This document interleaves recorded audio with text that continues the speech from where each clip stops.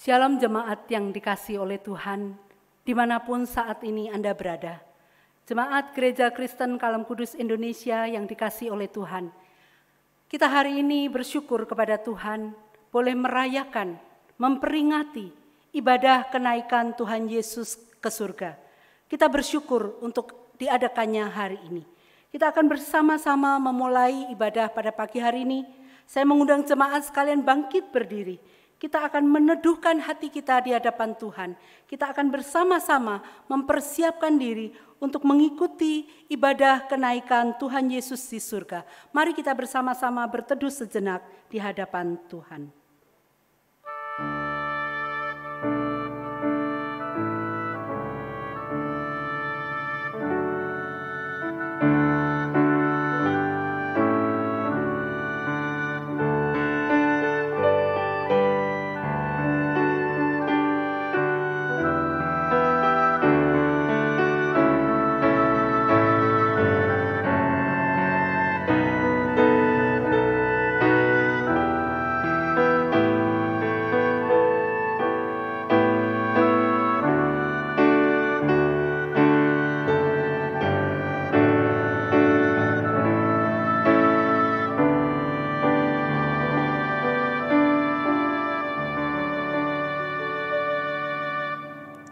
Kebaktian kenaikan Tuhan Yesus pada hari ini, kita mulai dengan pengakuan bahwa pertolongan kita adalah di dalam nama Tuhan yang menciptakan langit dan bumi. Turunlah kiranya atas kita sekalian, kasih karunia, rahmat dan damai sejahtera dari Allah Tritunggal, Allah Bapa, Putra dan Roh Kudus. Amin. Bapak Ibu yang dikasihi oleh Tuhan, mari kita menaikkan pengagungan kita kepada Dia, karena hanya Dialah yang patut kita sembah, kita muliakan. Dialah Allah yang menyelamatkan kita. Dia adalah Allah yang menyediakan tempat bagi kita, dan kelak kita akan bersama dengan Dia di surga yang mulia.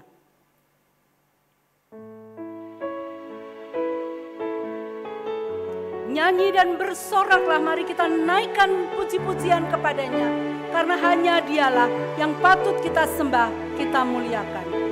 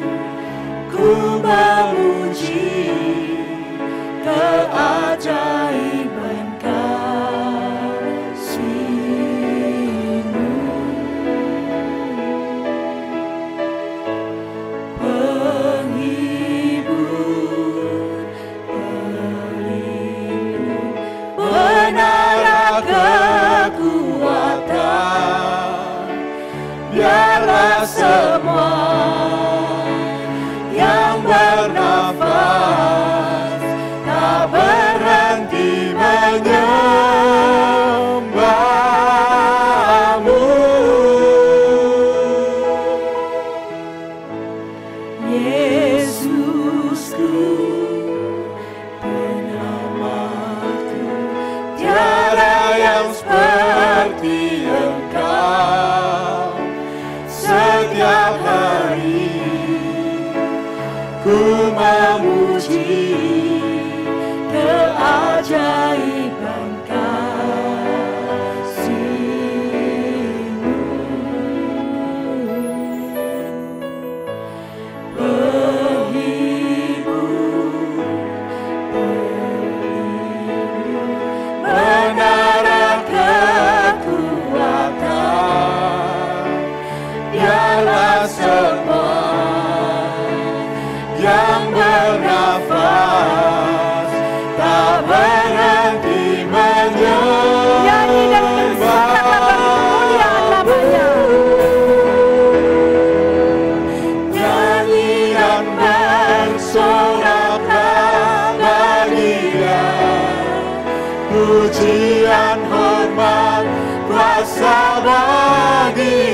raja.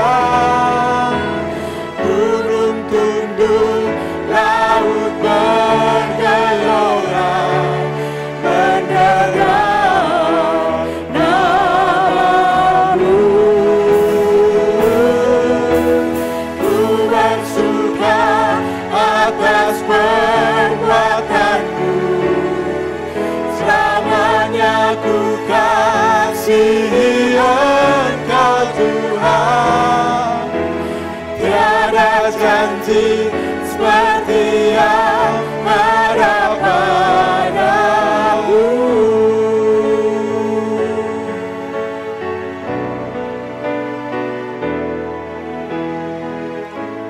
Yesusku, penyelamatku, Tiada yang seperti Engkau.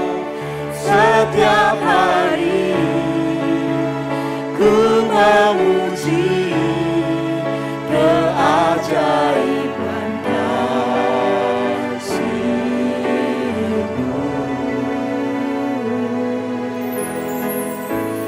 Penghibur, pelindung, menara kekuatan, biarlah semua yang bernafas tak berhenti menyembah-Mu. bersoraklah bagi Dia. Nyanyi dan bersoraklah bagi Dia, pujian, hormat, kuasa bagi Raja. Gunung tunduk, laut bergelora, mendengar namamu. Ku bersuka atas perbuatanmu, selamanya ku kasihi Engkau Tuhan. Tiada janji seperti yang Katakan nyanyi dan bersoraklah bagi Dia. Nyanyi dan bersoraklah bagi Dia, pujian, hormat, kuasa bagi Raja. Gunung tunduk, laut bergelora, mendengar namamu.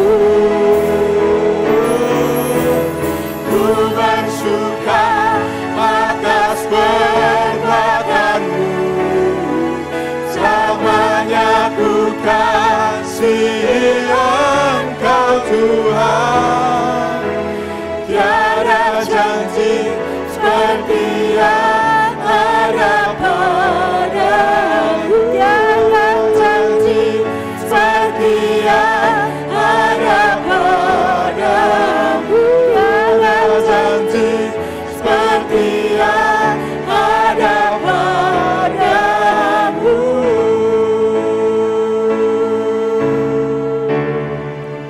To God be the glory.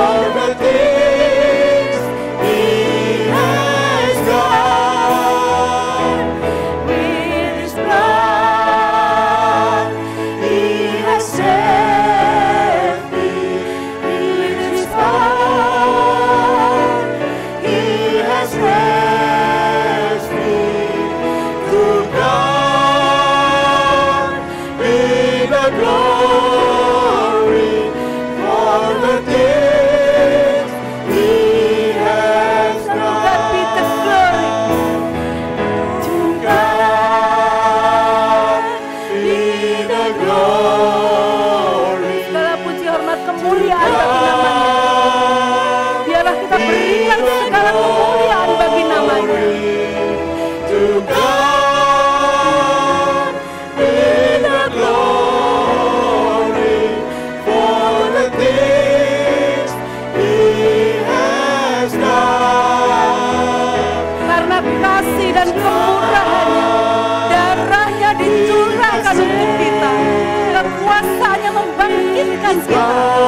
Segala puji hormat kemuliaan bagi nama-Nya.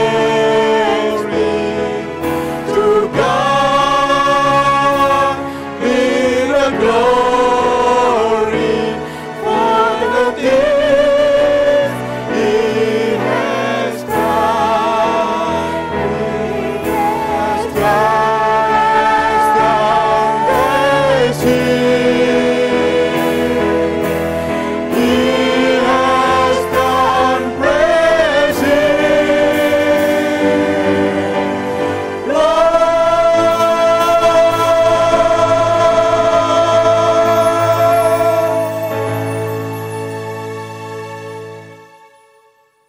Nats pembimbing kita pada hari ini dan juga berita anugerah bagi kita sekalian. Karena itu pergilah, jadikanlah semua bangsa muridku dan baptislah mereka dalam nama Bapa dan Anak dan Roh Kudus. Dan ajarlah mereka melakukan segala sesuatu yang telah kuperintahkan kepadamu.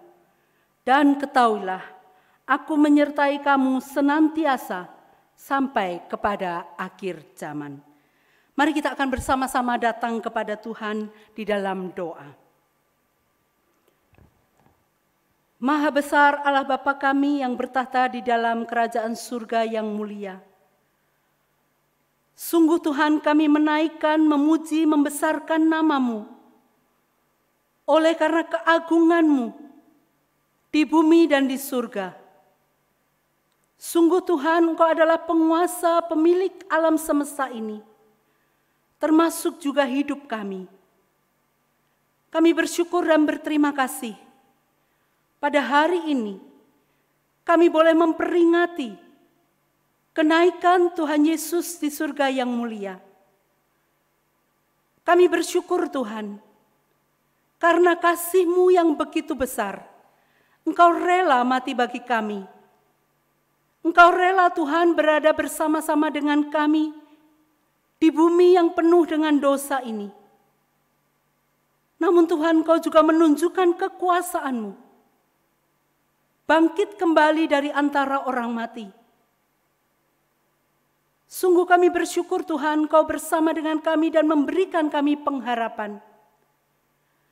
Bahkan ketika Engkau naik ke surga, kami tahu Tuhan, Engkau menyediakan tempat bagi kami di surga yang mulia. Dan juga ada satu perintah yang Tuhan berikan kepada kami, untuk kami memberitakan Injil, di mana di bumi, di tempat kami saat ini berada. Terima kasih Bapa, untuk kasih sayang Tuhan yang begitu besar dalam hidup kami, yang telah menebus kami dari lubang kubur, sehingga hidup kami dipulihkan, mengalami penyertaan Tuhan, pertolongan Tuhan. Terima kasih Bapa untuk kasih yang begitu besar. Kami tahu dalam hidup kami tidak selalu kami melakukan hal-hal yang baik, tidak selalu kami memikirkan kehendak Tuhan. Namun ketika kami datang kepada Tuhan pada hari ini, kami memohon belas kasih dan kemurahan-Mu ya Tuhan. Kiranya Engkau mengampuni segala dosa dan kesalahan kami. Sehingga tatkala kami menaikkan pujian kami, tatkala hati kami dipenuhi dengan ucapan syukur, kami boleh datang kepada Tuhan dan menaikkan segala puji hormat sembah kami bagi kemuliaan nama-Mu. Kami serahkan seluruh ibadah kami pada hari ini Tuhan, dari awal, pertengahan hingga akhirnya. Kiranya Tuhan hadir di tengah-tengah kami. Terpujilah nama-Mu Tuhan, segala puji hormat kemuliaan bagi nama Tuhan. Demi nama Tuhan kami Yesus Kristus, Allah yang hidup, Allah yang bangkit, dan Allah yang naik ke surga, kami berdoa. Amin. Bapak Ibu Saudara yang dikasihi oleh Tuhan, bersama dengan gereja di segala abad dan tempat, kita akan mengikrarkan pengakuan iman kita, pengakuan iman rasuli.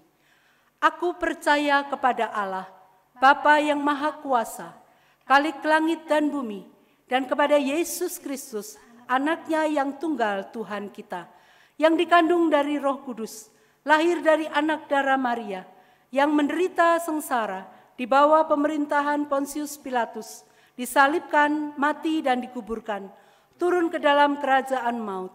Pada hari yang ketiga, bangkit pula dari antara orang mati, naik ke sorga, duduk di sebelah kanan Allah, Bapa yang Maha Kuasa, dan dari sana Ia akan datang untuk menghakimi orang yang hidup dan yang mati. Aku percaya kepada Roh Kudus, gereja yang kudus dan am, persekutuan orang kudus, pengampunan dosa, kebangkitan tubuh, dan hidup yang kekal. Amin. Masih dengan bangkit berdiri Bapak Ibu Saudara sekalian, marilah kita mengagungkan sekali lagi kemuliaan nama Tuhan. Karena dari hari ke hari, dari waktu ke waktu, hidup kita boleh disertainya. Oleh sebab itu sepatutnya lah kita memuji, membesarkan namanya. Pujilah Tuhan hai jiwaku.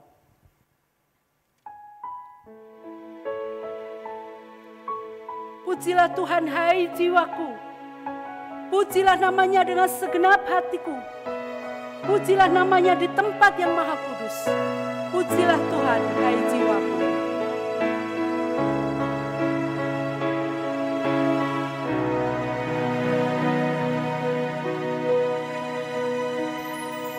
Pujilah Tuhan hai jiwaku. Pujilah namanya dengan senang hati.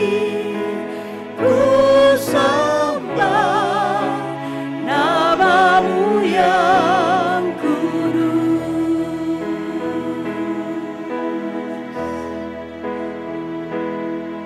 Terbit surya, datang hari baru, kembali ku puji Tuhan. Apapun yang lalu, apapun yang di depanku, ku bernyanyi saat malam tiba. Pujilah Tuhan hai jiwaku. Pujilah namanya dengan senang hati. Ku sembah namamu yang Pujilah Tuhan yang panjang sabar dan kasih setia. penuh kasih. Tuhan panjang sabar, murah hati, namamu besar. Kebaikanmu selalu ku nyanyikan. Ribuan alasan ku temukan.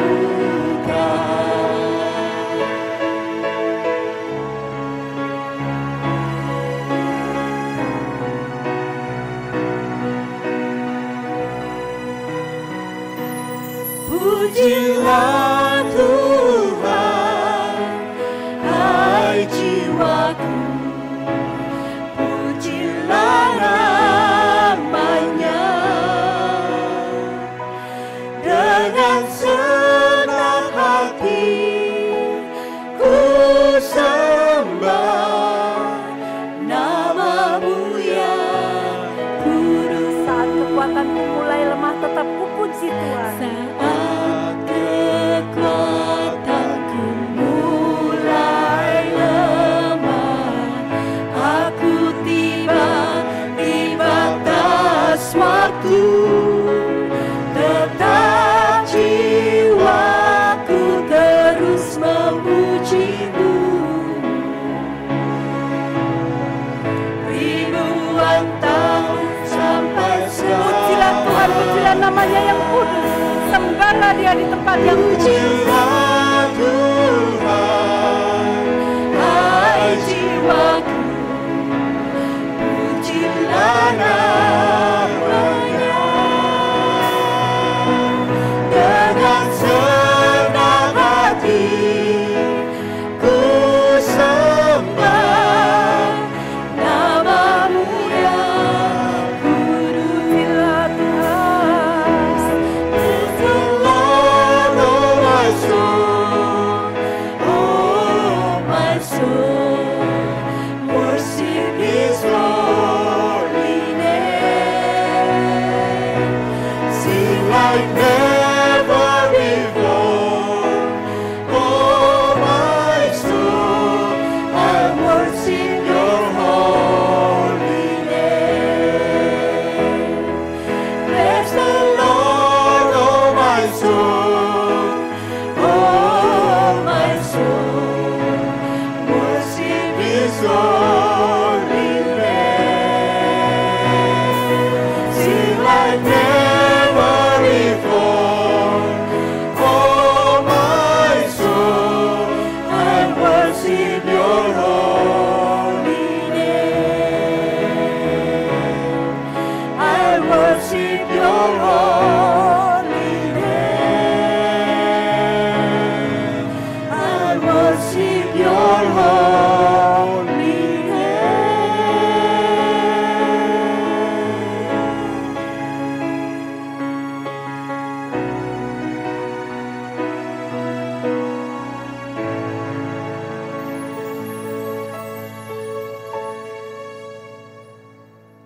Bapak Ibu Saudara yang dikasihi oleh Tuhan, kita sudah memuji, memuliakan namanya. Dia yang tidak pernah meninggalkan kita. Itulah pengharapan bagi kita orang yang percaya. Pengharapan kita juga boleh dikuatkan. Tatkala dia naik ke surga, seolah-olah dia meninggalkan kita seorang diri. Tetapi kita tidak perlu bersusah hati. Sekalipun dia ada di surga yang mulia, dia menyediakan tempat bagi kita. Tetapi dia memberikan pengharapan bagi kita bahwa dia tidak pernah meninggalkan kita. Dia tetap menjadi gembala kita yang baik. Dia tetap memimpin kita di air yang tenang. Dia akan terus mengasihi kita sampai akhir zaman. Gembala baik bersuling nan merdu akan kita nyanyikan, mengingatkan pemeliharaan Tuhan atas hidup kita.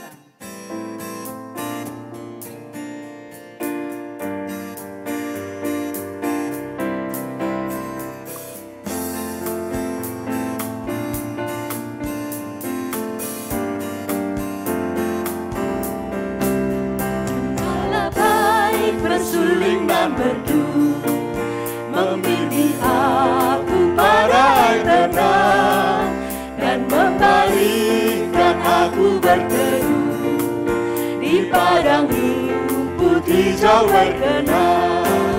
Oh gembalaku itu Tuhanku, membuat aku tentram hening, mengalir dalam sungai kasih-Ku. Kuasa damai jelang bening, kepada domba haus dan lesu, gembala baik memberikan air segar, ke dalam hati haus dan sendu, dirinya air hidup yang benar. Oh gembalaku itu Tuhanku, membuat aku tentram hening, mengalir dalam sungai kasih-Ku.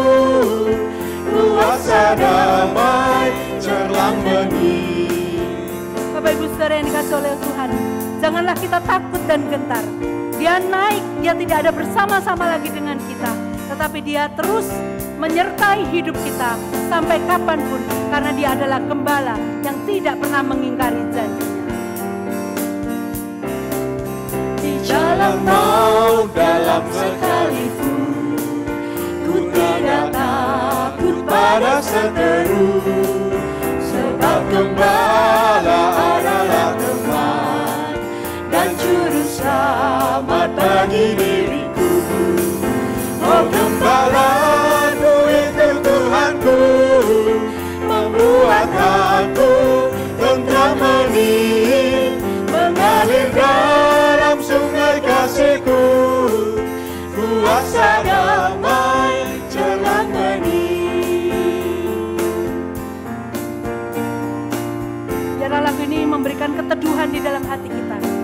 Dia gembala kita yang agung.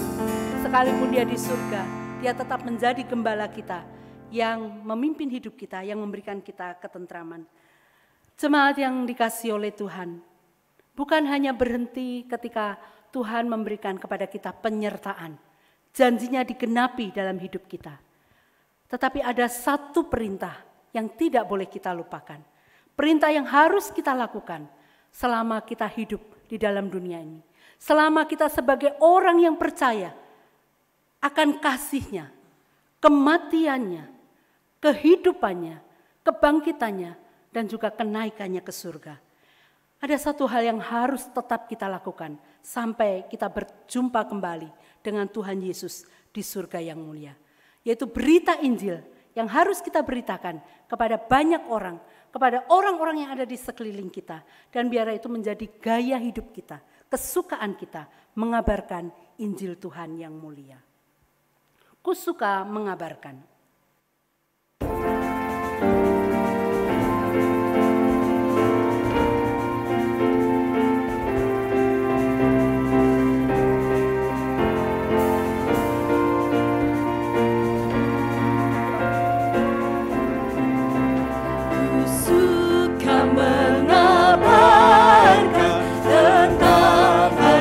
Surga tentang kasih Tuhanku yang mati bagiku.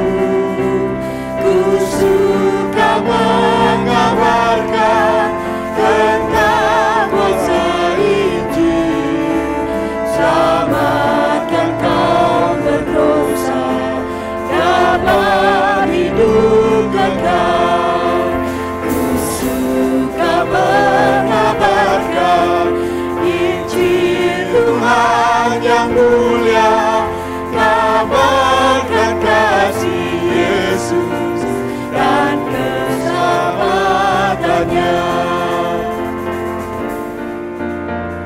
Suka mengabarkan indahnya Injilnya yang melebihi emas dan segala hartaku. Ku suka mengabarkan tentang berkat Injil yang memberiku hidup, gemarkan hatiku. Ku suka mengabarkan Injil Tuhan yang mulia, kabarkan kasih Yesus dan keselamatannya. Ku suka mengabarkan, makin ku kabarkan pada umat semua, senang mendengarnya. Suka mengabarkan tentang Injil Tuhan pada yang belum dengarnya, tentang kasih Tuhan. Suka mengabarkan Injil Tuhan yang mulia, kabarkan kasih Yesus dan keselamatannya.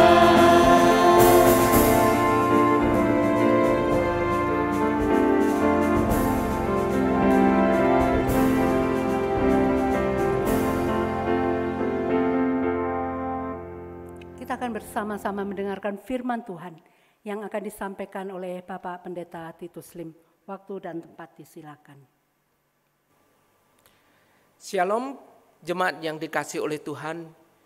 Puji syukur kepada Tuhan, pada hari ini kita masih diberikan kesempatan untuk boleh bersama-sama beribadah. Sekalipun kita mengadakan ibadah secara online, namun biarlah ibadah ini membawa kita untuk lebih dekat kepada Tuhan, untuk terus menguatkan iman dan meneguhkan iman kita.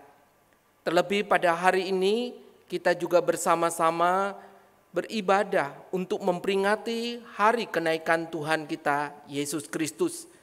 Sebelum kita membaca dan merenungkan firman Tuhan, mari kita berdoa. Dengan hati yang bersyukur kepadamu Tuhan, hari ini kami boleh kembali diberikan satu kesempatan untuk bersama-sama beribadah.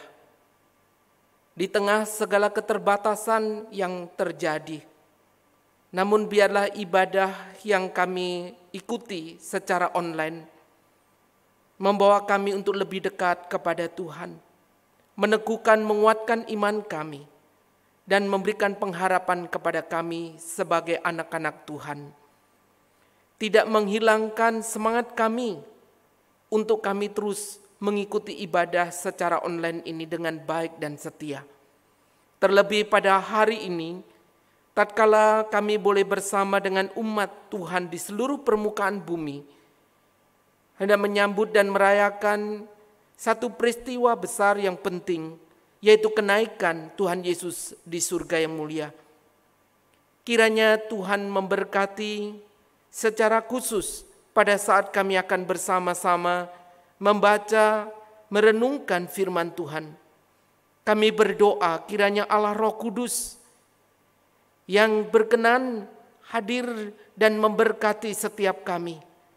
Sebab kami sadar akan keterbatasan akal budi pikiran kami, keterbatasan pemahaman kami. Biarlah kiranya melalui pertolongan Allah Roh Kudus, kami dimampukan untuk memahami dan mengerti apa yang menjadi pesan dari firman Tuhan. Lebih daripada itu, bukan hanya kami mengerti, tetapi juga kami lakukan di dalam kehidupan kami. Berkatilah setiap kami dimanapun kami hari ini berada, dan juga hamba-Mu di dalam segala keterbatasannya. Dengar doa kami ya Tuhan, yang kami naikkan demi nama Tuhan kami Yesus Kristus. Kami mengucap syukur dan kami berdoa. Amin. Firman Tuhan pada hari ini terambil dari kitab Kisah Para Rasul, pasalnya yang pertama, ayat yang ke-6, sampai dengan ayatnya yang ke-11. Kisah Para Rasul, pasal pertama, ayat yang ke-6 sampai dengan ayatnya yang ke-11. Saya akan membacakan bagi jemaat sekalian. Demikianlah firman Tuhan. Yesus terangkat ke surga. Maka bertanyalah mereka yang berkumpul di situ, Tuhan, maukah engkau pada masa ini memulihkan kerajaan bagi Israel? Jawabnya, engkau tidak perlu mengetahui masa dan waktu yang ditetapkan Bapa sendiri menurut kuasanya. Tetapi kamu akan menerima kuasa kalau Roh Kudus turun ke atas kamu, dan kamu akan menjadi saksiku di Yerusalem dan di seluruh Yudea dan Samaria dan sampai ke ujung bumi. Sesudah ia mengatakan demikian, terangkatlah ia disaksikan oleh mereka, dan awan menutupnya dari pandangan mereka. Ketika mereka sedang menatap ke langit waktu ia naik itu, tiba-tiba berdirilah dua orang yang berpakaian putih dekat mereka, dan berkata kepada mereka, "Hai orang-orang Galilea, mengapakah kamu berdiri melihat ke langit? Yesus ini yang terangkat ke surga meninggalkan kamu, akan datang kembali dengan cara yang sama seperti kamu melihat dia naik ke surga." Sampai sejauh ini pembacaan firman Tuhan. Selamat dan berbahagia bagi kita yang membaca, merenungkan, serta melakukan firman Tuhan di dalam kehidupan sehari-hari. Jemaat yang dikasihi oleh Tuhan, pada waktu berita serius tentang virus corona yang terjadi pada awalnya di Wuhan, lalu kemudian menyebar ke negara-negara lain. Pada waktu itu, sebagian besar masyarakat Indonesia masih menanggapi berita tersebut dengan santai. Bahkan di sana juga bermunculan guyonan-guyonan di media sosial. Nah, guyonan-guyonan yang disampaikan ini mengatakan bahwa masyarakat Indonesia itu tidak akan mungkin terkena virus corona. Apa alasannya? Mereka mengatakan dalam guyonan itu bahwa orang Indonesia itu kuat, orang Indonesia itu hebat-hebat. Bapak Ibu, dalam guyonan itu mereka menyampaikan paparan tentang alasan mengapa orang Indonesia itu hebat dan kuat. Tentu saja apa yang disampaikan ini hanyalah bersifat satir atau kalimat satir saja. Jadi bukan berdasarkan hal-hal yang ilmiah. Sebagai contoh Bapak Ibu, mereka mengatakan bahwa orang Indonesia, masyarakat Indonesia itu terbiasa kalau katakanlah makanan itu jatuh, kemudian belum 5 menit dipungutnya, lalu kemudian dimakan kembali. Yang berikutnya, mereka mengatakan bahwa tubuh orang Indonesia itu kuat. Bagaimana tidak? Bayangkan saja mereka terbiasa makan makanan yang mengandung seperti boraks, formalin, pewarna pakaian, lalu kemudian juga pengental semen, plastik. Semuanya itu seperti menjadi makanan campuran biasa saja dalam hidup mereka. Itu sebabnya tubuh mereka sudah tahan banting. Belum lagi kita juga sering menyaksikan katanya bahwa orang mencuci 100 sendok, 100 piring, 100 gelas hanya dengan 1 ember saja, dan itu dipakai untuk mencuci semuanya itu. Saudara, yang lain juga mengatakan bahwa orang Indonesia itu kuat karena jangankan cuman asap debu, mulai dari asap rokok, asap obat nyamuk, sampai kepada asap knalpot, itu pun dihirupnya. Nah Bapak Ibu, guyonan yang lain juga mengatakan bahwa makanan di Indonesia itu bukan hanya beragam menunya, tetapi juga memiliki nama yang aneh dan tampak garang. Sebagai contoh, Bapak Ibu, di sana dikatakan ada rawon setan, mie setan, ceker setan, sambal setan. Rasanya semua makanan setan itu dimakannya. Sampai mungkin setan bertanya, lalu kami makan apa? Saudara, bahkan di sana juga ada makanan seperti sate lalat, kemudian nasi kucing, jangan kunci, kapal selam, kemudian dikatakan sayur paku, ketoprak. Lalu yang lain dikatakan masih ada oseng mercon, bahkan bakso granat. Saudara yang dikasihi oleh Tuhan, ditambah dengan camilan yang mereka makan. Saudara, camilannya pun adalah, bayangkan disebutkan ada kuping gajah, ada lidah kucing, ada beton, ada ganjel rel, ada juga kue dolar, bahkan kuku macan, sampai kepada istilah balung ketek. Saudara yang dikasihi Tuhan, bahkan kita melihat bahwa kenyataannya orang Indonesia makan itu mulai dari usus, paru-paru, jantung, sampai isi kepala, leher, brutu. Hanya satu yang tidak dimakan, bukan? Bulu dari binatang tersebut. Saudara yang dikasihi Tuhan, inilah guyonan-guyonan yang disampaikan, yang mengatakan membuat masyarakat Indonesia itu kuat. Namun pada waktu Bapak Presiden, yaitu Bapak Jokowi, menyampaikan secara resmi di Istana Negara pada hari Senin tanggal 2 Maret tentang ada masyarakat Indonesia yang terkena virus corona, yaitu seorang ibu yang berusia 64 tahun bersama dengan putrinya 31 tahun yang terinfeksi, tertular karena kontak dengan salah satu warga negara Jepang yang juga terinfeksi dengan virus corona. Barulah berita tentang virus corona ini menjadi sesuatu yang serius di tengah bangsa kita. Jemaat yang dikasihi oleh Tuhan, setelah bukan hanya berita yang tersebar, tetapi fakta tentang virus corona ini menjadi berita yang serius, menjadi berita yang kemudian disertai dengan fakta bahwa banyak sekali yang telah menjadi korban.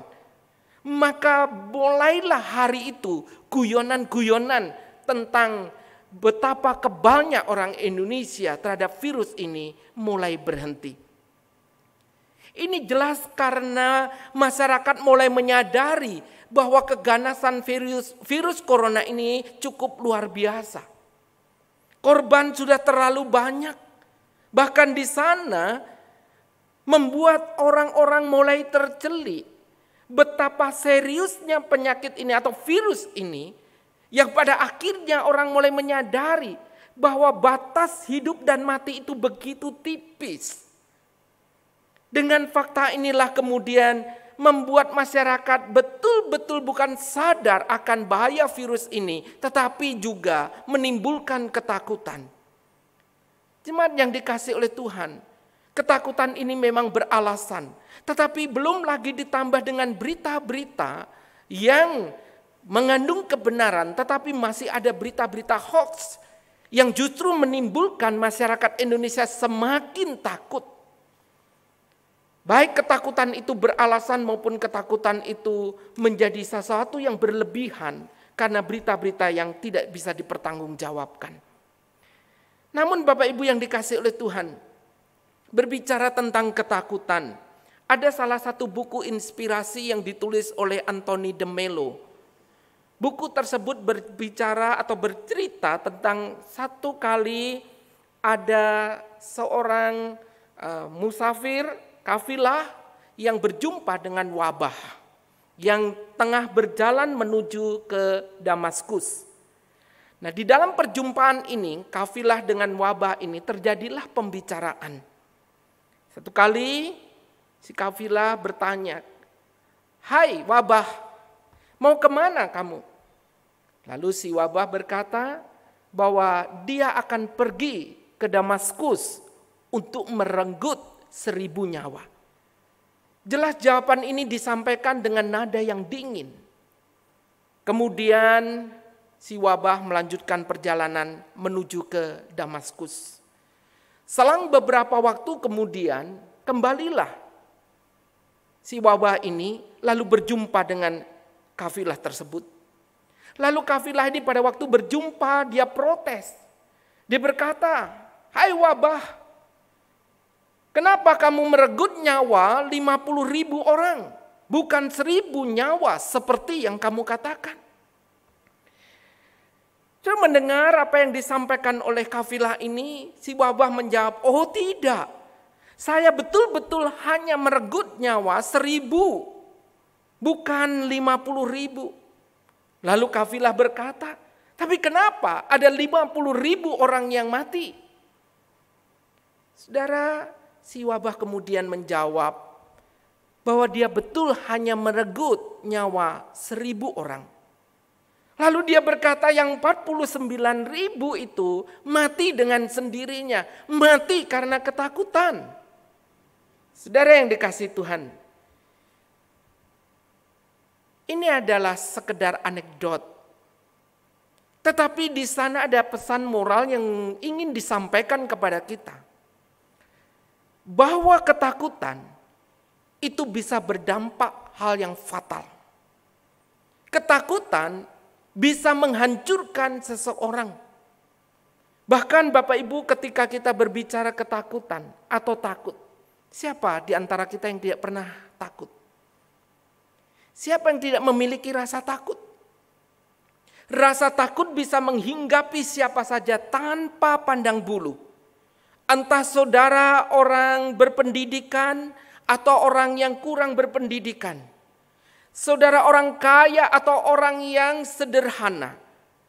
Saudara orang tua ataupun anak-anak. Semuanya memiliki rasa takut meskipun dalam kadar yang berbeda. dalam situasi dan keadaan yang berbeda. Tetapi rasa takut ini bisa mencekam seseorang sedemikian rupa sampai membuat orang betul-betul tidak berdaya. Membuat orang betul-betul tidak bisa melakukan apa-apa. Membuat seseorang betul-betul dirinya bisa hancur karena rasa takut ini. Jadi Bapak Ibu yang dikasihi oleh Tuhan, setiap kita memiliki rasa takut. Tetapi rasa takut ini bukan hanya menjadi bagian kita. Para murid pun juga pernah mengalami ketakutan. Mereka yang selama ini hidup bersama dengan Tuhan Yesus, di mana Tuhan Yesus menyertai, mendampingi, lalu kemudian mereka bukan hanya disertai, tapi mata kepala mereka sendiri menyaksikan bagaimana Tuhan Yesus melakukan banyak mujizat. Bahkan bukan hanya melakukan untuk orang lain, para murid pun juga menikmati dan merasakan kuasa dan mujizat dari Tuhan Yesus sendiri. Tapi bayangkan Bapak Ibu Saudara yang dikasihi Tuhan, selang beberapa waktu, pada waktu Tuhan Yesus ditangkap, dianiaya, bahkan sampai mati di atas kayu salib. Bukankah di sana para murid menyaksikan seakan-akan Tuhan Yesus diam, tidak berdaya, tidak melakukan apa-apa, tidak ada perlawanan sama sekali. Itu yang membuat para murid kemudian pada waktu melihat gurunya menderita, mati di atas kayu salib. Kemudian para murid melarikan diri, meninggalkan Tuhan, bahkan di dalam ketakutan. Saudara yang dikasihi oleh Tuhan, namun pada waktu Tuhan Yesus kemudian bangkit dari antara orang mati pada hari yang ketiga, kemudian dikatakan oleh Alkitab Tuhan menampakkan diri selama 40 hari.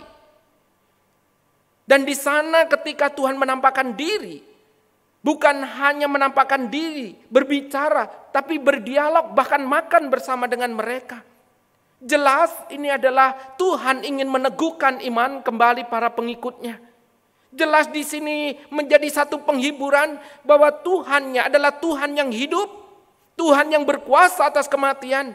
Jelas di sini menjadi satu kebanggaan bagi para murid, menjadi satu kebahagiaan bahwa Tuhan Yesus yang dipercaya, yang diikutinya, yang selama ini kemudian mati dan bangkit kembali, menjadi satu kekuatan, pengharapan, penghiburan bagi para murid.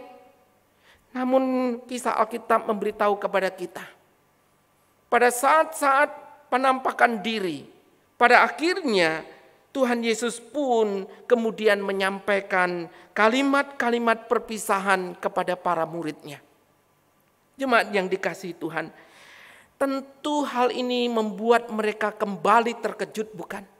Setelah Tuhan menampakkan diri bahwa Tuhan itu bangkit, Tuhan berkuasa, tapi kini Tuhan mengatakan bahwa akan pergi meninggalkan mereka kembali ke surga. Saya bisa membayangkan yang selama ini mereka sudah punya pengharapan. Mereka yang selama ini sudah memikirkan bahwa Tuhan itu berkuasa, tapi kini Tuhan akan meninggalkan kembali.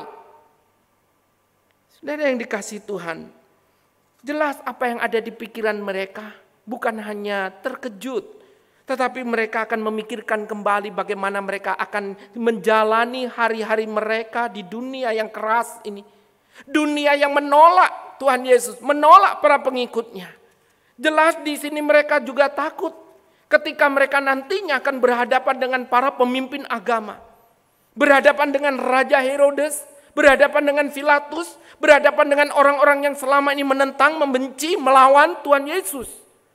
Apa yang akan mereka lakukan, Bapak Ibu yang dikasihi oleh Tuhan? Bukankah mereka juga berpikir akan lebih baik kalau Tuhan yang sudah bangkit itu adalah Tuhan yang menyertai mereka, Tuhan yang bersama dengan mereka, Tuhan yang kemudian akan mendampingi hidup mereka.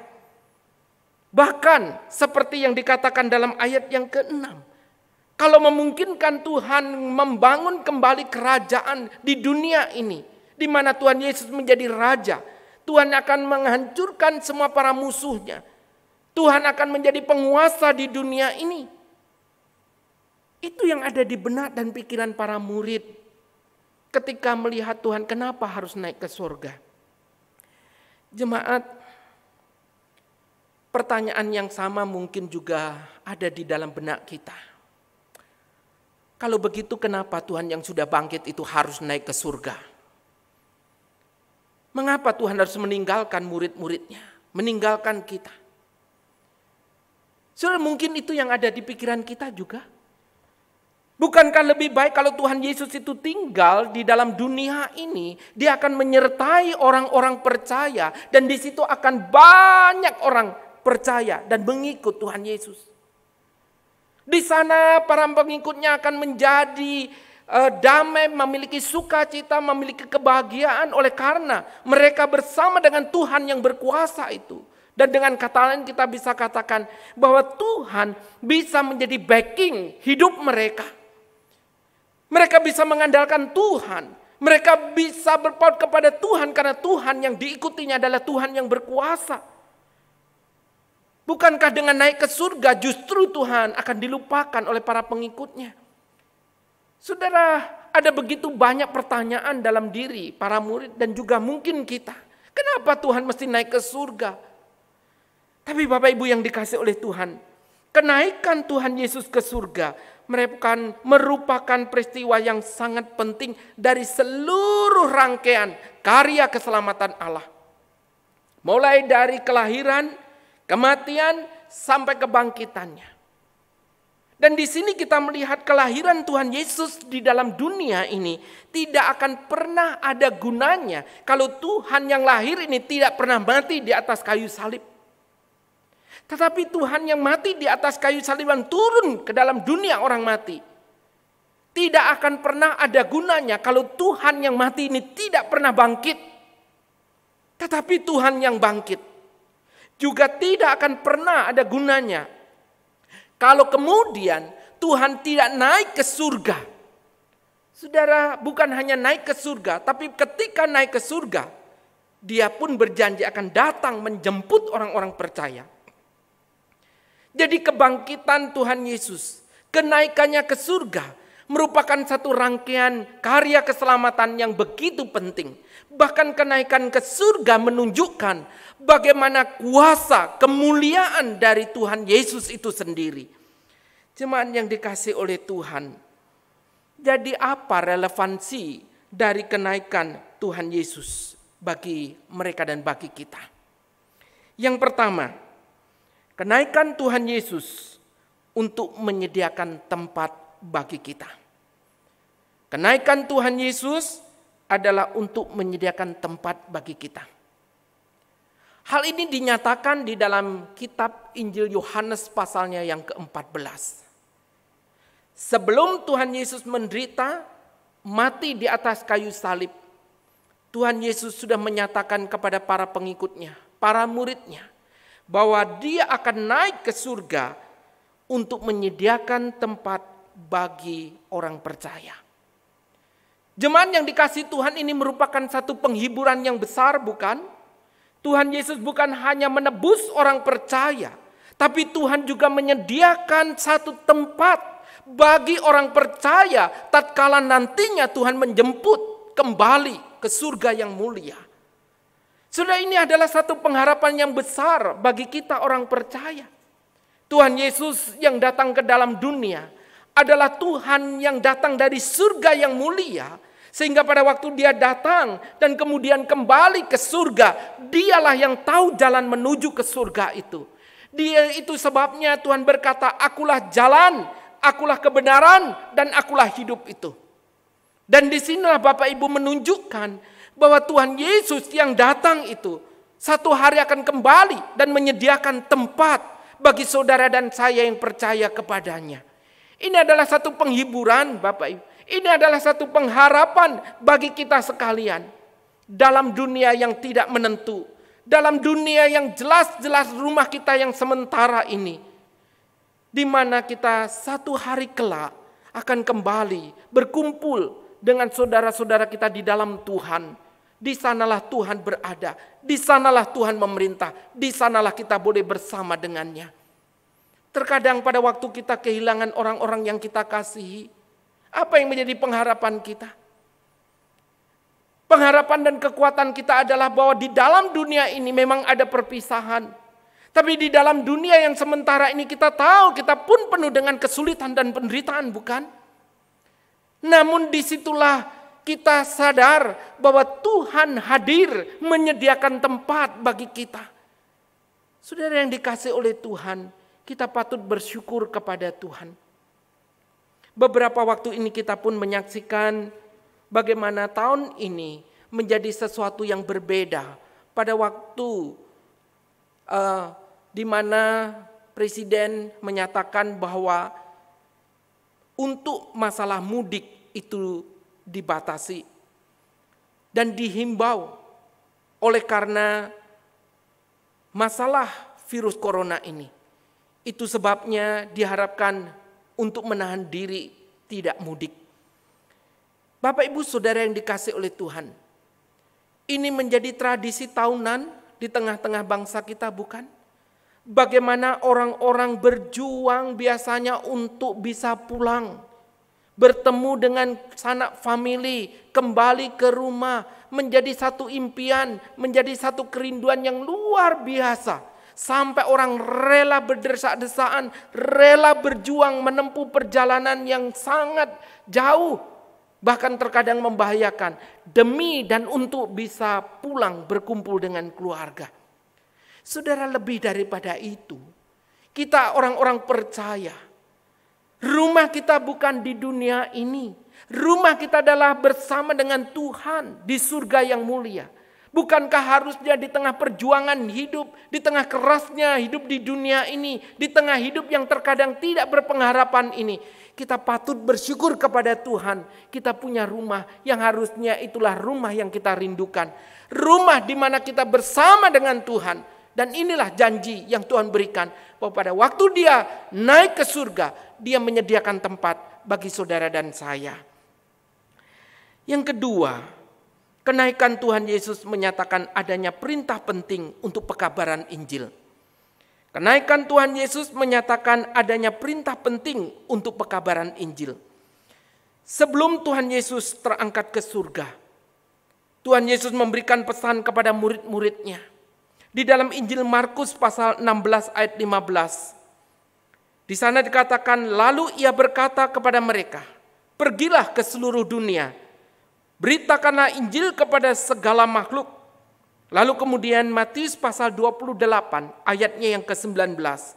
Karena itu pergilah, jadikanlah semua bangsa muridku dan baptislah mereka dalam nama Bapa dan Anak dan Roh Kudus. Lalu dalam Kisah Para Rasul pasal pertama ayat yang ke-8.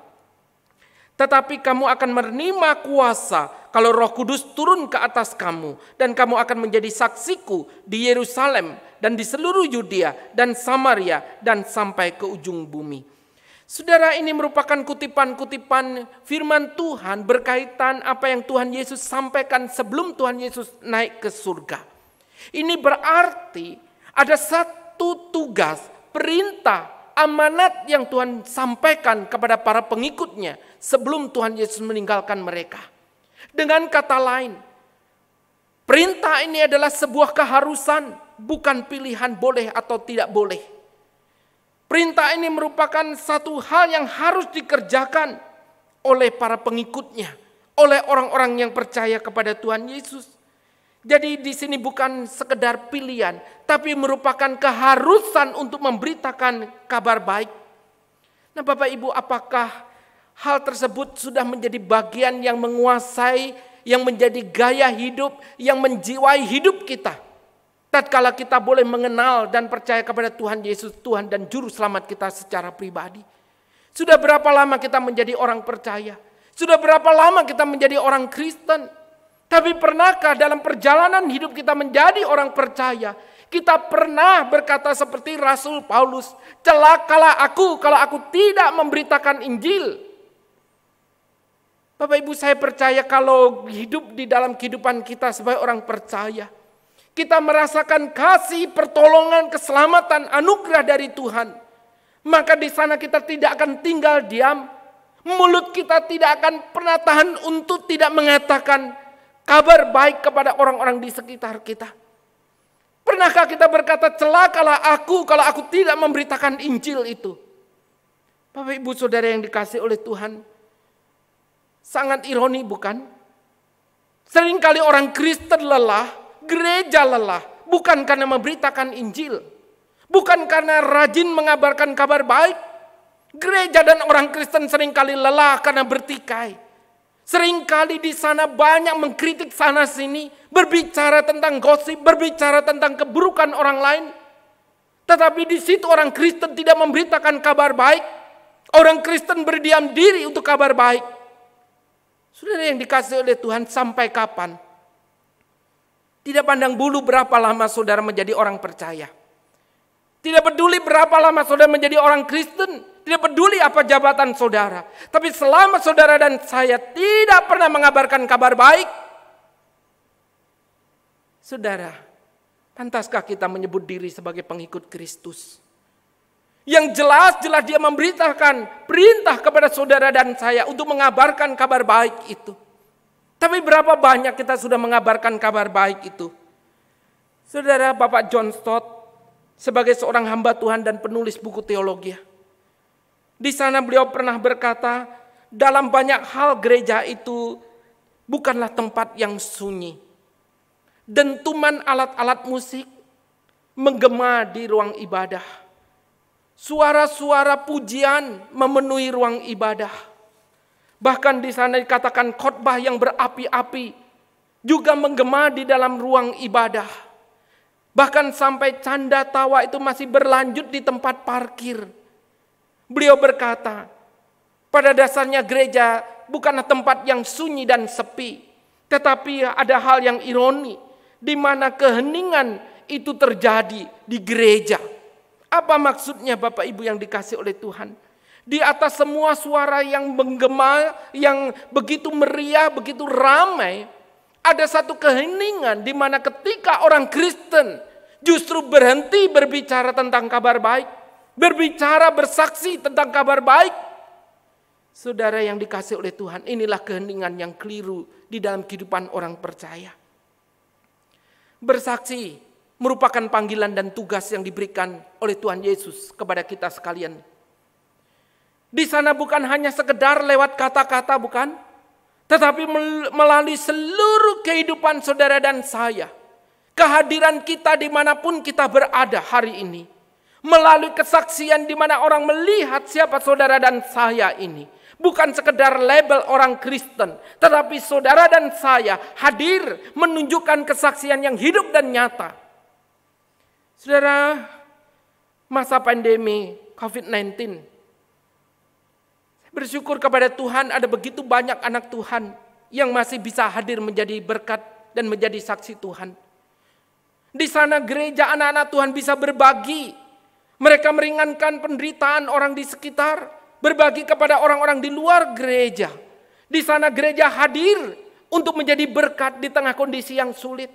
Anak Tuhan hadir tatkala banyak orang yang tidak lagi berpengharapan.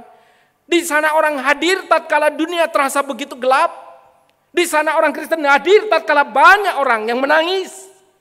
Di sana orang Kristen hadir untuk membagikan kehidupan di mana banyak orang yang hari ini telah kehilangan pengharapan. Di mana saudara dan saya hari ini menjadi saksi Tuhan. Jemaat yang dikasihi oleh Tuhan. Mari kita memikirkan kembali apa yang telah kita lakukan selama ini sebagai orang percaya. Apakah kita hadir menjadi berkat? Ataukah sebaliknya, justru kitalah yang menjadi batu sandungan untuk orang melihat Kristus. Untuk melihat Kristus hidup nyata dalam diri kita. Karena perilaku kita yang buruk, hidup kita yang tidak berkenan. Atau sebaliknya, orang melihat di dalam kehidupan saudara dan saya berkata, betul di sanalah Kristus itu nyata. Mari Bapak Ibu yang dikasihi oleh Tuhan, mengabarkan Injil melalui perkataan dan perbuatan dan seluruh kehidupan kita, dimanapun kita berada, di tempat kerja, di rumah, di lingkungan, di masyarakat, dimanapun Tuhan hari ini tempatkan. Jadilah berkat Tuhan, jadilah saksi Tuhan. Yang ketiga, kenaikan Tuhan Yesus menyatakan janji penyertaan Allah. Kenaikan Tuhan Yesus menyatakan janji penyertaan Allah. Saudara yang dikasihi Tuhan, pada satu hari kami sekeluarga mengambil cuti, dan pada waktu kami cuti, kami pergi ke satu tempat wisata. Dan di tempat wisata itu anak kami pengen sekali, penasaran, pengen masuk ke wahana rumah misteri. Nah, Bapak Ibu Saudara yang dikasihi oleh Tuhan, kami ini datang terlalu pagi, jadi pengunjung pun masih sepi. Tapi kami kemudian menuju ke wahana di rumah misteri tersebut. Jadi pada waktu masuk rumah misteri itu, saya ingat hari itu kami berempat yang masuk. Di depan itu ada anak saya, yang kedua adalah petugas dari wahana ini, ada seorang mbak-mbak yang juga ikut mendampingi masuk, lalu kemudian istri saya, dan yang paling belakang itu adalah saya. Saudara, pada waktu masuk sepertinya suasana ya seperti yang kita tahu, karena ini wahana rumah misteri, ya dibuat suasana musik itu tampak menyeramkan. Tapi ketika kami menyusuri jalanan itu, makin masuk ke dalam, Bapak Ibu, ada satu tempat di mana ketika papan itu diinjak oleh orang yang berjalan yang terakhir, maka di situ ada sebuah peti, ya seperti peti mati begitu, lalu kemudian dia bisa terbuka. Bukan hanya terbuka, tetapi juga yang di dalam peti itu keluar dan diiringi musik yang mengejutkan. Apa yang terjadi? Ketika papan itu saya injak, karena saya yang bagian terakhir, betul-betul kemudian peti itu terbuka, dan kemudian muncul dalam peti itu dan diiringi suara musik mengejutkan. Sudah anak saya yang terkejut itu teriak histeris. Nah, karena dia teriak berbalik arah lalu lari, si mbak yang penjaga wahana ini pun akhirnya ikut teriak dan kemudian ikut lari. Dan di belakangnya diikuti istri saya, dan saya pun juga ikut lari keluar. Saudara yang dikasihi oleh Tuhan, pada waktu kami berempat lari sampai di luar, setelah di pintu keluar kami tertawa. Saudara, antara terkejut, takut, semua bercampur menjadi satu. Dan lebih geli lagi, anak kami juga bertanya, kenapa papi mami ikut lari? Apakah karena papi mami takut? Saudara, saya sulit menjawab. Jujur saya pun ikut terkejut. Jujur pada waktu itu karena takut juga semua lari, saya ikut lari, saudara. Padahal mungkin anak saya berpikir kalaupun dia lari, papi mami tetap ada di sana. Papi mami bisa tetap mendampingi. Tapi itulah kami para orang tua. Bapak Ibu, kami juga merasakan hari itu kami ikut lari, kami ikut keluar. Sebetulnya anak kami itu bukanlah anak yang penakut. Dia itu memang gampang terkejut, dan kalau sudah terkejut itu ekspresinya seperti itu tadi. Makanya kalau dia ikut permainan peta umpet, dia paling duluan tertangkap. Karena seringkali setelah temannya yang bertugas itu lalu mencari teman-temannya yang bersembunyi, anak saya selalu ginjalan di sana. Dia selalu ketakutan, lalu malah muncul duluan. Ya, karena memang dia itu paling mudah terkejut. Tetapi poin saya di sana, Bapak Ibu, pendampingan penyertaan kami ini tidak menjadi jaminan untuk anak kami. Siapa yang ingin saya sampaikan? Pada waktu Tuhan Yesus naik ke surga, Tuhan juga tahu bagaimana situasi dan kondisi para pengikutnya. Itu sebabnya sebelum Tuhan Yesus naik ke surga, ketika perintah untuk mengabarkan Injil itu diberikan kepada murid, di dalam kemahatauan Tuhan, jelas di sana Tuhan tahu kegentaran para murid, tahu ketakutan para murid. Itu sebabnya di sini kita melihat bahwa Tuhan berjanji untuk menyertai mereka. Tuhan berjanji untuk bukan hanya menyertai saat itu, tetapi dikatakan sampai kepada kesudahan zaman. Nah, Bapak Ibu yang dikasihi oleh Tuhan, Penyertaan Tuhan juga dikatakan akan menyertai ketika memberikan Roh Kudus yang akan mengurapi dan menyertai mereka sekalian pada waktu mereka mengabarkan Injil. Dan yang menarik Bapak Ibu, ketika janji penyertaan Tuhan disampaikan, ini adalah sebuah janji yang bersifat dinamis. Apa artinya? Artinya pada waktu para murid ini pergi memberitakan Injil, disitulah kuasa Tuhan menyertai mereka. Disitulah Tuhan berkenan atas berita kabar baik itu. Ini menunjukkan apa Bapak Ibu yang dikasihi Tuhan? Ini menunjukkan bahwa tatkala orang Kristen, orang percaya, pergi mengabarkan kabar baik, Tuhan menyertai mereka. Tuhan memberikan kuasa kepada mereka. Tuhan menolong mereka untuk mengabarkan kabar baik ini. Teman yang dikasihi Tuhan. Di dalam kondisi ini kita melihat bagaimana tatkala kuasa ini diberikan, itu disertai dengan murid-murid yang taat kepada perintah Tuhan. Bukan sebaliknya. Jangan mimpi di siang bolong kalau kemudian tatkala kita bermalas-malasan, tatkala kita tidak peduli dengan kabar baik perintah Tuhan ini, lalu kita mengatakan, Tuhan berikan kuasa itu kepada saya. Seringkali kita menginginkan kuasa tanpa pernah kita mau taat kepada Tuhan. Tapi kita diingatkan Bapak Ibu yang dikasihi oleh Tuhan. Bagaimana kuasa Tuhan ini membuat orang-orang yang dulu hanya sekelompok kecil, yang kemudian mereka mampu mengubah dunia ini. Mereka yang mampu memberitakan Injil kemanapun mereka berada. Membuat orang-orang yang dulu memberontak melawan Tuhan, akhirnya mereka bertobat dan percaya kepada Tuhan Yesus. Jemaat yang dikasihi Tuhan, kita melihat pada akhirnya penyertaan Tuhan itu bukan hanya terjadi pada waktu itu. Bahkan sepanjang perjalanan kehidupan orang percaya, perjalanan gereja sampai dengan hari ini, kuasa Tuhan itu nyata. Menyertai orang percaya, menyertai gerejanya di tengah pergolakan, penolakan, tantangan. Tapi gereja orang percaya tetap ada. Bahkan di sana kita melihat semakin banyak orang yang mengenal dan percaya kepada Tuhan Yesus. Jemaat yang dikasihi oleh Tuhan. Satu kali kami pergi ke Surabaya. Seingat saya, kalau pergi ke Surabaya, ada dua hal yang terjadi. Yang pertama, sering salah jalan. Kalau pergi ke Surabaya, saya terfokus untuk mencari alamat.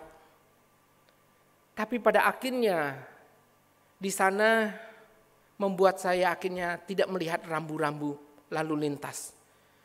Maka disitulah saya ditangkap karena dianggap melanggar rambu-rambu lalu lintas atau ditilang. Yang kedua yaitu kesasar Bapak Ibu.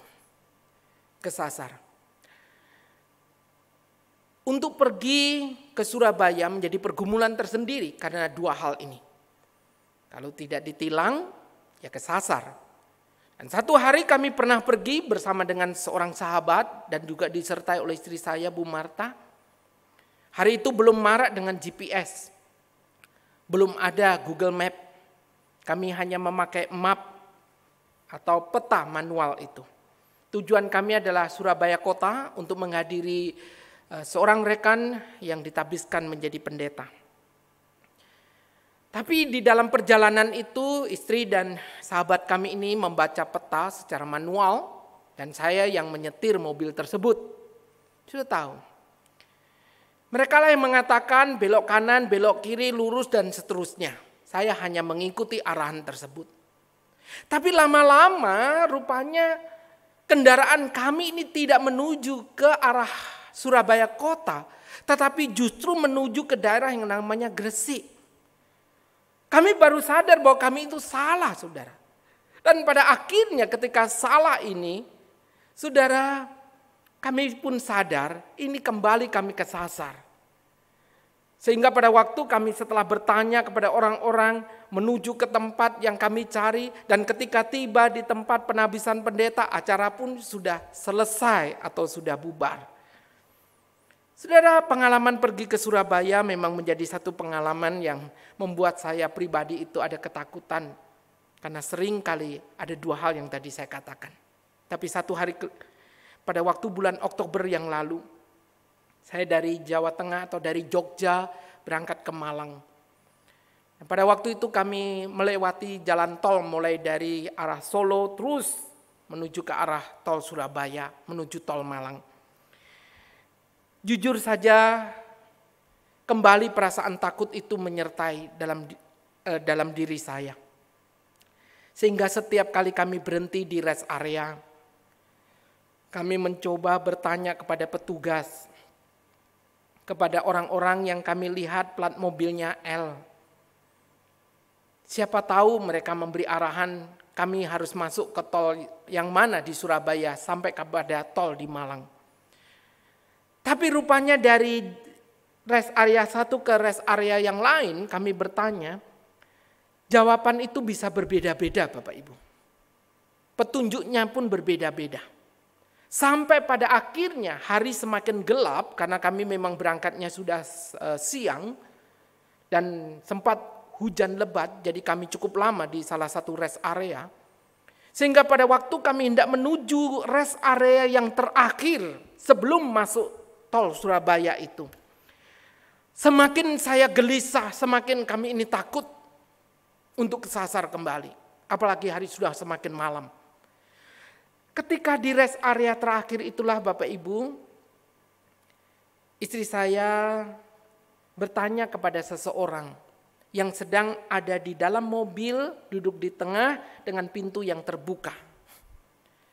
Dan ketika bertanya tentang arah ke Surabaya, tol yang akan dilewati, sungguh luar biasa Bapak Ibu. Orang yang sedang sibuk dengan gadgetnya ini kemudian dimatikan, gadgetnya kemudian dia turun keluar dari mobil dan memberikan jawaban yang ramah sekali. Saudara, bukan hanya ramah, tetapi orang ini sangat santun dalam memberikan arahan. Dan beliau pun mengakui bahwa sesungguhnya beliau bukan asli orang Surabaya. Nah, di tengah kondisi ini kemudian dia memanggil driver atau rekan yang tadi bersama-sama. Dan yang mengejutkan adalah rekannya ini ketika bertemu dengan orang yang sedang berbicara dengan Bu Marta ini lalu mengatakan, "Siap komandan, siap komandan." Saudara, pada waktu mendengar, melihat hal ini, kami baru sadar bahwa di depan kami ini adalah seorang yang penting. Seorang yang punya pangkat atau kedudukan. Dan beliau berkata kepada anak buahnya ini, "Tolong beri penjelasan kepada ibu dan bapak ini yang mau ke arah tol Surabaya lalu ke arah tol Malang." Saudara, kemudian yang menyertai bapak ini berkata, "Siap komandan." Lalu kemudian memberikan penjelasan kepada kami. Setelah memberikan penjelasan, kira-kira kami punya gambaran walaupun kami jujur kami masih ragu. Tetapi yang menarik adalah si bapak ini yang ternyata adalah orang dari Jakarta mendapat tugas di Madiun lalu kemudian melanjutkan tugasnya ke Surabaya. Beliau berkata, "Kami juga akan masuk ke tol Surabaya." Dan beliau berkata, "Bapak Ibu silakan mengikuti kendaraan kami di belakang. Kami akan pandu sampai Bapak Ibu menemukan tol untuk menuju ke Malang." Sungguh luar biasa. Istri saya kemudian berkata, "Terima kasih Bapak. Kami sudah diberikan penjelasan dan kami sangat berterima kasih untuk semuanya ini." Lalu yang kedua, istri saya berkata, "Maaf Pak, suami saya itu kalau naik mobil tidak bisa dengan kecepatan tinggi. Jadi nanti Bapak boleh tinggalkan kami, tidak apa-apa, kami akan mencoba mengingat jalan yang sudah diberitahukan itu." Tapi sekali lagi Bapak ini dengan ramah berkata, "Baik, tidak apa-apa, kami akan mengikuti berapapun kecepatannya." Bapak, Ibu di belakang mobil kami, ikuti kami.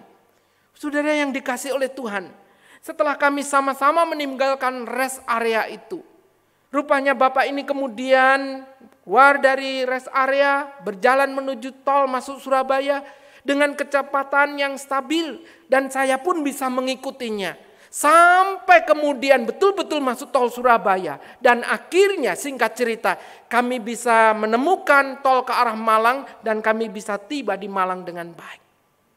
Satu penghiburan tersendiri di tengah ketakutan, di tengah kecemasan, di tengah kami tidak mengerti jalan itu, di tengah kami memikirkan akan tersesat kembali. Tetapi di sana ketika ada seorang berkata, kami akan pandu, kami akan tuntun, kami akan dampingi sampai ke tempat tujuan. Tol di mana Bapak Ibu bisa menuju ke Malang. Satu hal yang indah bukan? Satu pengalaman yang memberikan penghiburan.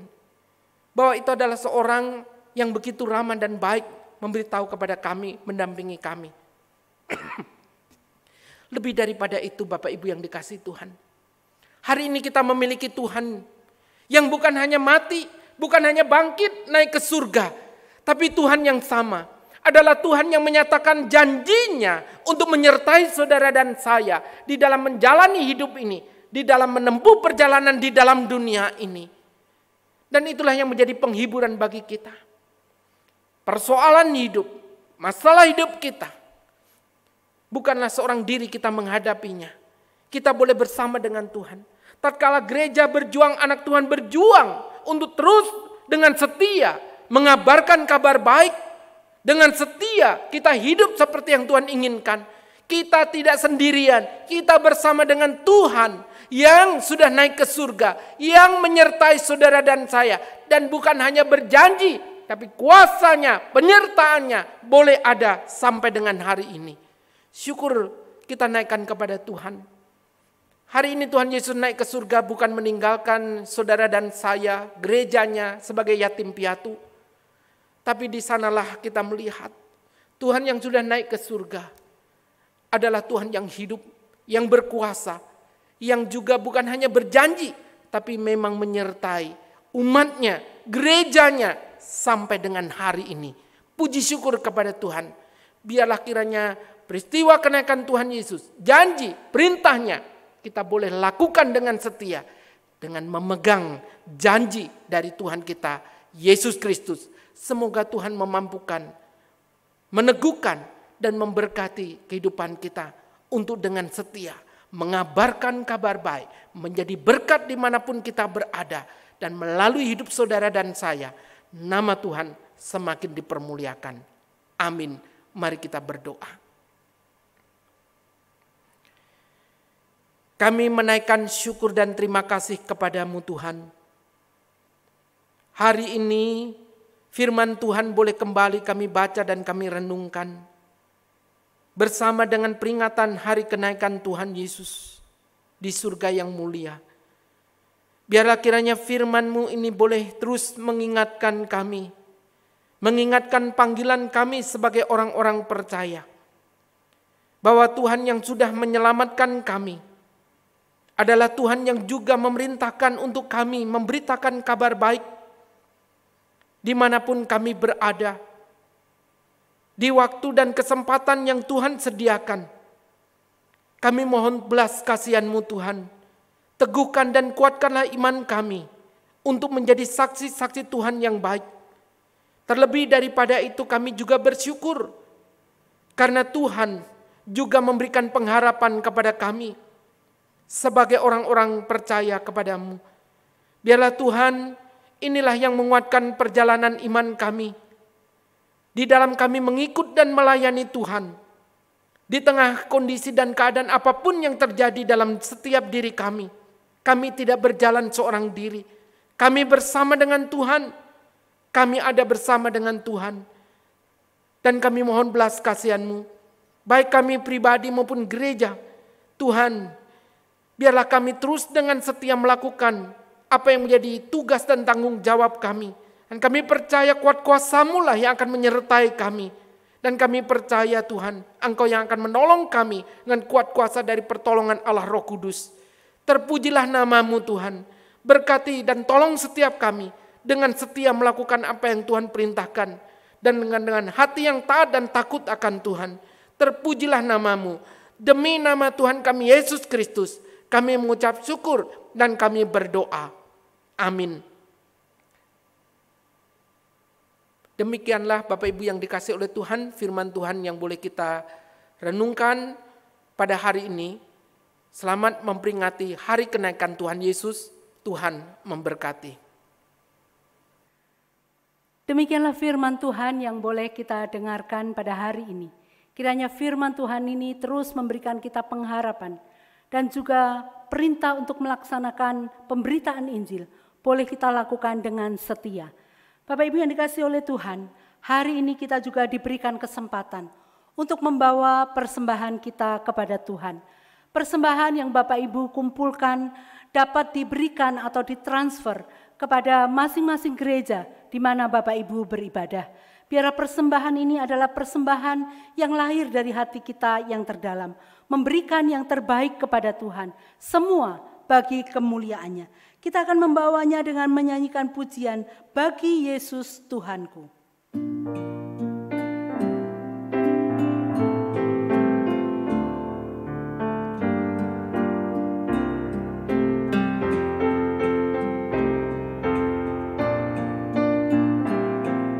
Kuserahkan bagi Yesus semua yang kumiliki, menjadi kemuliaan bagi nama-Nya.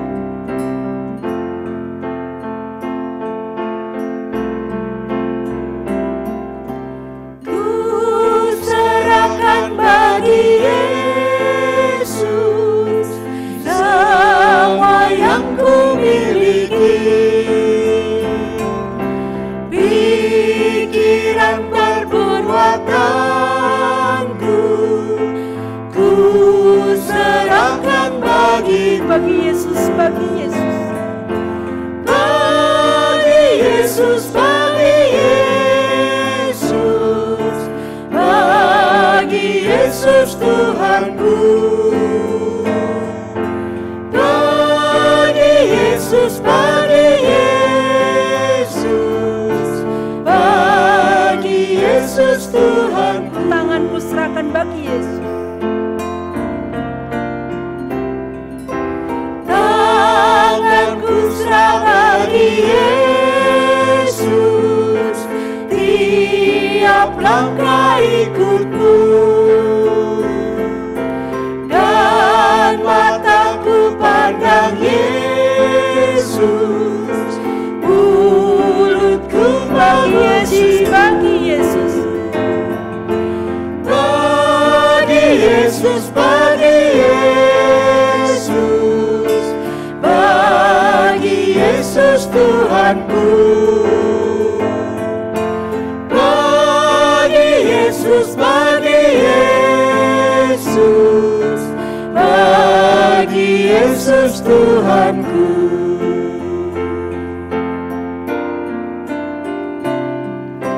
Semenjak ku pandang Yesus, ku sampaikan dunia.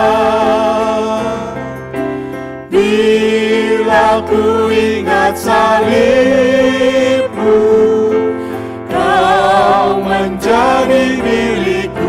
bagi Yesus, bagi Yesus, Bagi Yesus, bagi Yesus, bagi Yesus Tuhanku,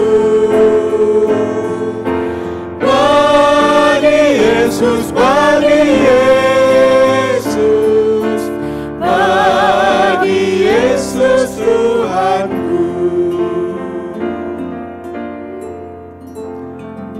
kita akan bersama-sama membawa persembahan kita di dalam doa. Dan juga kita akan menaikkan beberapa pokok doa syafaat kita. Kita akan bersama-sama juga nanti berdoa untuk pemerintahan negara kita. Khususnya di tengah pandemi COVID-19 ini. Kiranya pemerintah diberikan hikmat bijaksana. Kita juga berdoa untuk situasi khususnya perekonomian yang begitu anjlok. Kita berdoa. Mohon belas kasih dan kemurahan Tuhan untuk kita sekalian dan juga jemaat-jemaat yang tengah mengalami kelesuan, bahkan yang ada di antara mereka yang harus mengalami PHK. Kiranya Tuhan yang akan membukakan jalan bagi mereka. Dan kita juga berdoa bagi kesatuan gereja-gereja Kristen Kalam Kudus yang ada di Indonesia. Biarlah bersatu untuk kemuliaan nama Tuhan dan juga berbagi kepada dunia yang membutuhkan. Mari kita akan bersama-sama berdoa. Bapa di dalam surga, seperti lagu yang boleh kami nyanyikan. Bagi Yesus, bagi Yesus, bagi Yesus Tuhanku, segala yang boleh kami miliki, segala yang ada pada kami tahu Tuhan, semuanya berasal daripada Tuhan. Kiranya Tuhan berkenan atas persembahan yang boleh bersama-sama kami kumpulkan. Kiranya Tuhan yang akan memberkati, menyucikan dan menguduskan, boleh dipakai bagi pelayanan pekerjaan Tuhan di gereja-gereja Tuhan. Kiranya Tuhan memberkati dan menolong melalui persembahan ini ya Tuhan. Kami diingatkan bahwa hidup kami, diri kami bukan untuk kami sendiri lagi, melainkan bagi kemuliaan nama Tuhan. Kami bersyukur dan berterima kasih Tuhan, boleh berbagian di dalam persembahan pada hari ini. Kiranya segala puji hormat kemuliaan bagi nama Tuhan. Saat ini Bapa, kami juga menaikkan beberapa pokok doa kami. Kami berdoa untuk pemerintah negara kami Republik Indonesia dan juga negara-negara lain ya Tuhan, yang saat ini tengah mengalami pandemi COVID-19. Engkau tahu Tuhan, ini begitu mewabah, membuat kami merasa takut, membuat kami merasa gentar. Saat ini kami berdoa menyerahkan untuk pemerintah kami yang tengah berupaya Tuhan, untuk melakukan pencegahan supaya wabah ini tidak semakin meluas. Tuhan, kami berdoa, kiranya Engkau memberikan hikmat dan kebijaksanaan kepada Presiden kami beserta jajarannya di dalam menentukan langkah-langkah Tuhan untuk mengurangi penyebaran wabah pandemi ini. Kami memohon belas kasih dan kemurahan-Mu ya Tuhan, sehingga melalui pemerintah kami Tuhan, Engkau akan menolong semuanya dapat diatasi dengan baik. Kami juga berdoa Tuhan untuk perekonomian bagi bangsa dan negara kami. Kami tahu Tuhan di tengah pandemi ini ada begitu banyak anak-anak Tuhan yang kehilangan mata pencaharian mereka. Mungkin mereka yang bekerja di pabrik-pabrik, di tempat-tempat lain ya Tuhan, mereka harus mengalami pemotongan gaji sampai dengan mereka mengalami PHK. Tuhan, pada saat ini kami memohon belas kasih dan kemurahan Tuhan. Tatkala mereka mengalami semuanya ini, mereka biarlah boleh bersandar, berharap kepada Tuhan saja. Kami serahkan ya Tuhan ke dalam tangan pengasihan-Mu. Kami juga berdoa Tuhan bagi pabrik-pabrik yang harus mem-PHK para pekerjanya. Engkau tahu Tuhan, mereka mengalami penurunan secara omset, mengalami penurunan secara pendapatan. Oleh sebab itu Tuhan, mereka tidak tahu harus berbuat apa selain daripada mereka menghentikan produksi maupun harus mem-PHK para karyawannya. Sekali lagi Tuhan, kami memohon belas kasih dan kemurahan Tuhan. Kiranya Engkau sendiri Tuhan yang turut bekerja dan campur tangan. Kiranya Engkau sendiri Tuhan menolong sehingga pandemi ini boleh berlalu. Kami juga berdoa ya Tuhan, kiranya Engkau memberkati jemaat di dalam pergumulan perekonomian ini. Kiranya Engkau mencukupkan Tuhan melalui kami, melalui gereja-Mu Tuhan, supaya kami juga boleh memperhatikan mereka, supaya kami juga boleh berbagi kepada mereka. Kami serahkan ya Tuhan ke dalam tangan pengasihan-Mu. Tuhan, kiranya terus memberkati gereja-Mu di dalam melaksanakan berbagi kasih, di dalam melaksanakan kepedulian ya Tuhan kepada jemaat-jemaat yang berkekurangan, kepada jemaat-jemaat yang mengalami kesulitan. Kami serahkan Tuhan ke dalam tangan pengasihan-Mu. Jadikanlah kami Tuhan perpanjangan tangan kasih-Mu kepada mereka yang membutuhkan. Kami juga berdoa Tuhan bagi sinode kami, Sinode Gereja Kristen Kalam Kudus Indonesia. Kami terus mendoakan kiranya Tuhan memberkati segenap kepengurusan yang ada. Kiranya Tuhan menolong sinode gereja kami Tuhan boleh memajukan gereja-gereja Kristen Kalam Kudus yang ada di Indonesia untuk bersatu, untuk bersama-sama memajukan pekerjaan Tuhan melalui gereja-Mu.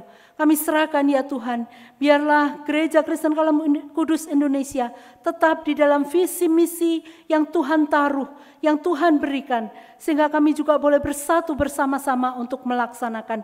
Kami berdoa untuk ketua sinode kami dan juga para pengurus yang ada di dalamnya. Kiranya Tuhan memberkati mereka, kiranya Tuhan senantiasa boleh memakai mereka untuk menjadi kepanjangan tangan Tuhan. Kami serahkan sekali lagi ya Tuhan untuk gerejamu, Gereja Kristen Kalam Kudus Indonesia yang tersebar di berbagai tempat. Biarlah boleh menjadi berkat dimanapun mereka boleh ditempatkan. Terima kasih ya Bapa. Ini segenap doa yang boleh kami bawa kepada Tuhan. Kiranya Tuhan berkenan untuk mendengarkan, memberkati dan menggenapinya sesuai dengan waktu dan kehendak Tuhan sendiri. Terima kasih Bapa. Demi nama Tuhan kami Yesus Kristus, kami mengalaskan doa kami. Amin. Bapak Ibu yang dikasihi oleh Tuhan, kita akan bersama-sama mengakhiri ibadah kenaikan Tuhan Yesus pada hari ini. Saya mengundang jemaat bersama bangkit berdiri. Kita akan mengembalikan segala puji, hormat, kemuliaan bagi nama Tuhan dengan menyanyikan doksologi. Nanti kemudian kita akan bersama-sama menerima doa berkat.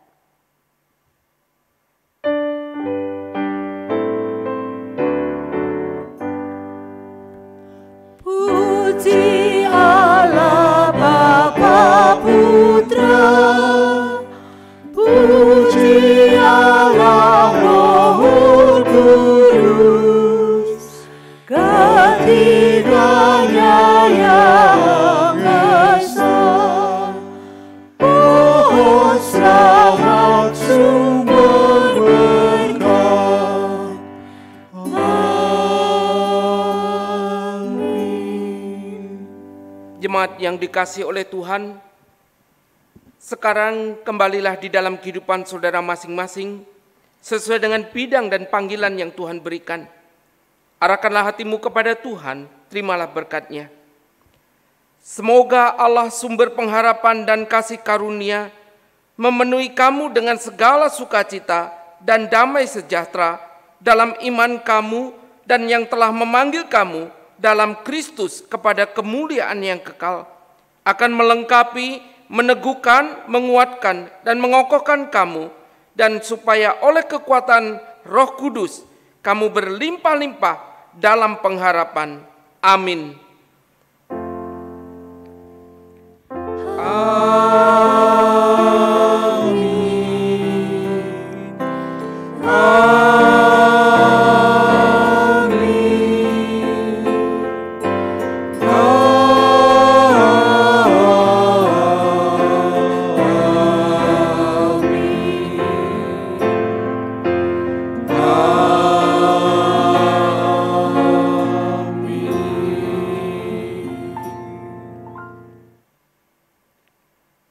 Jemaat dipersilakan untuk duduk. Demikianlah ibadah kenaikan Tuhan Yesus pada hari ini boleh kita selesaikan dan kita boleh mengambil waktu teduh. Ibadah selesai. Tuhan Yesus memberkati.